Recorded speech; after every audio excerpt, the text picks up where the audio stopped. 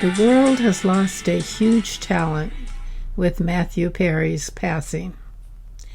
A Leo with a warm heart, a jovial personality, and as his memoir confirms, as a Leo, he thought that it was his duty to pick up the spirits of those around him. As a Leo, I'm sure he was the companion choice of those who knew him well. For you see, I had a child approximately his age, born August 1st, 1972. The difference, among other things, is that his birth wasn't as close to Virgo that Matthew's was, and he had Pluto in Libra, not Virgo. But he was the companion choice, and he felt his duty to pick up the spirits of everybody in his world.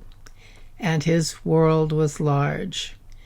Not Matthew Perry large, but more than most people.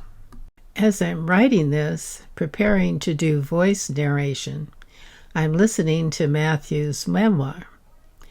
I'm thinking that it's probably not good to write one's memoir, at least when you are around 50 and you've had a tough life. For you see, that's when Chiron comes around to when it started. It's his Chiron return. Chiron is our wound that we are trying to heal for lifetimes. And in Matthew's chart, the master yod point went through Chiron and Eris in Aries before birth and collided with Saturn around age 6. Around that time, he was put on a plane as an unaccompanied minor, where he was terrified and felt abandoned. In his memoir, Matthew describes he was put on that plane from New York, where he lived with his mother, in Canada, to Los Angeles, where his father now lived to develop his career. He was too young to be doing that. That incident is the core of his abandonment issues. That was the time the yod point moved into Saturn. The planet for kidneys set up a long trail where his life was strifeful. In an early episode of the series Irrational, the hero is heard to say that emotions dissipate over time. Not being a psychologist or therapist, still, I don't think it's good to dredge up so many unpleasant memories while writing one. I'm reminded of my dear friend Diane McBain, who did her memoir a few years before her demise. Born a Taurus, which in Chinese meridian work is tied to the liver, that is what she died of. She had liver cancer before she wrote it and had successfully beaten it. My feelings that the book just stirred up things and compressed them. She was 80, not 50, that other people haven't gotten through their memoir and left to tell about it, but there are certain things in Matthew's chart. In Chinese astrology, he was born in the year of the rooster and the hour of the rooster. The meridian correlated to it are the kidneys, and the emotions are fear, and at the nadir of it is gallbladder, where the emotion connected to it is abandonment. So fear of the abandonment is double, and the positive is seeking unconditional love. Matthew had this deep fear, hence would make the first move and abandon first when he perceived the relationship was going to go on the rocks, even if it wasn't sometimes. There is a trauma specialist in Colorado that says when the people that are supposed to protect you with their lives, parents, and they are the perpetrators, then all bets are off. At the end of the 1930s, the Yod point formed in Pisces. Pluto and Neptune lollygagged through 2 decades, and then they moved into Virgo, Pluto, and Scorpio, Neptune. Pluto exacerbates wherever it is.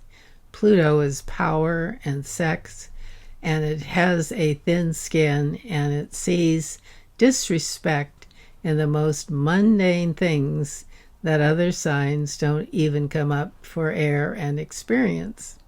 The 40s and 50s, that was power of Leo, and they were elite and royalty. Born in 1942, I look back and realized that I did feel I was a princess and wondered why bad things happened to me. So there was a shift in the late 50s when Pluto moved into Virgo. Gone is the power to the elite, and now power is in being perceived as perfect or finding fault with others to feel perfect. Being more of a perfectionist, finding fault with everybody else. And at the crux, being not good enough.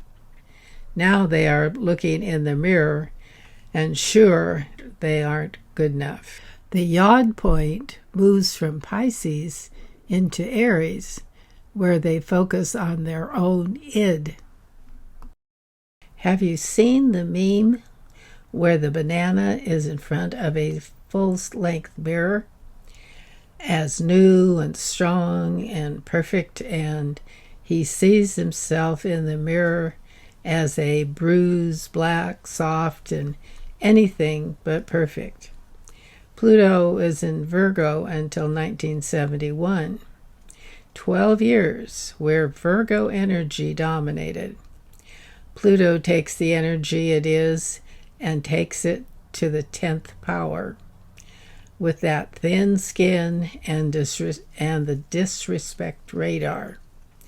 In Virgo, they want to be perfect, and they are certain they aren't, so they need to find fault with others. As a devotee of astrology, do you feel you know the Virgo personality and their perfectionist streak? Imagine what it is when it is up to the moon and back. And with that thin skin and disrespect radar of the Scorpio energy. Pluto exacerbates it. In Virgo, they want to be perfect, and they are certain they aren't. Matthew's master point was located between Eris and Chiron and Saturn in Taurus, which is a fixed sign and doesn't being moved around much. Eris is the embodiment of discord and strife. It has power like Pluto.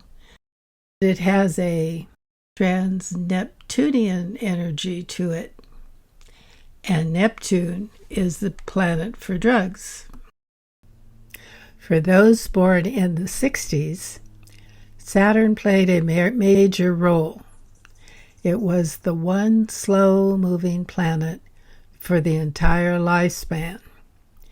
Saturn, hard-driving Saturn, was unrelenting.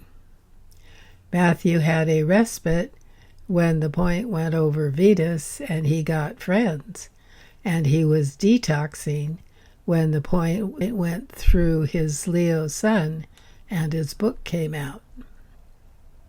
We can see where the money comes from in the second house with Pluto, power, and Uranus, sudden change, and Jupiter, the wealth itself. These planets were connected to his master Yod, conjuncting Pluto. Matthew's sun was close to Virgo, so it was another component. His sun wasn't close to the Pluto Virgo to feel it was conjunct, but the sun was at the end of Leo, cusp on Virgo. That gave him another piece of the jigsaw puzzle. Leo wants to be in the spotlight. Leo knows he is enough, while Virgo is sure he isn't.